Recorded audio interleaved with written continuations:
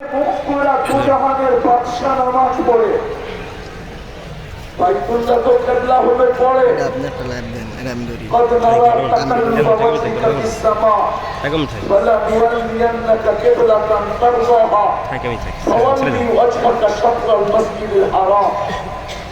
যেই দিকে মুখ করে মুহাম্মদুর রাসূলুল্লাহ নামাজ পড়ে ওইখানে মুখ ফাটে কি করে।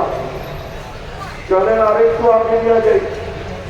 মেরাজের রাত্রে ১৬ লক্ষ নবীদের সম্মিলন হন যেখানে, যে বাইতুল মুকাদ্দাসে সশরীরে ১৬ লক্ষ নবীদের সম্মেলন। মুহাম্মদুর রাসূলুল্লাহ ইমামতি করেন সাল্লাল্লাহু আলাইহি ওয়াসাল্লাম, তারপরে খুতবা দেন। ওইখান থেকে আরো শরীফে যান, ওইখানে জুম করেন, আমাকে যুক্তি দিয়া বোঝা, ওইখানে বুম ফাটে কি করে। ইরাকে বুম ফাটলো কি করে, আফগানিস্তানে ফাটে আমার কোনো আপত্তি নাই, কিন্তু ইরাকে ফাটে কি করে।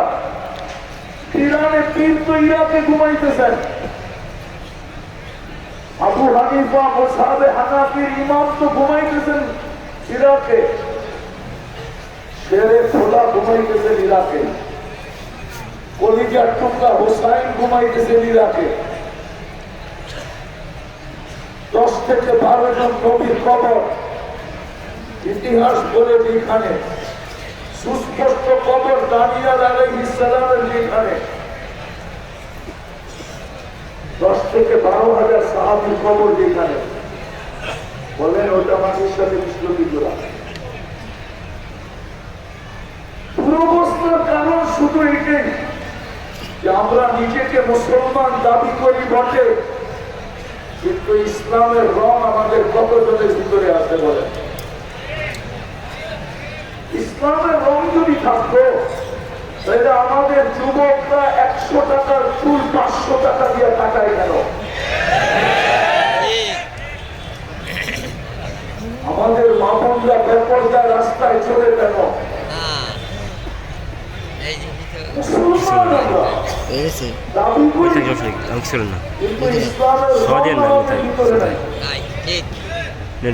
দ্বিতীয় দেখাইতেছি, দ্বিতীয় উম্মতে মুহাম্মদী বলে দাবি করি বটে,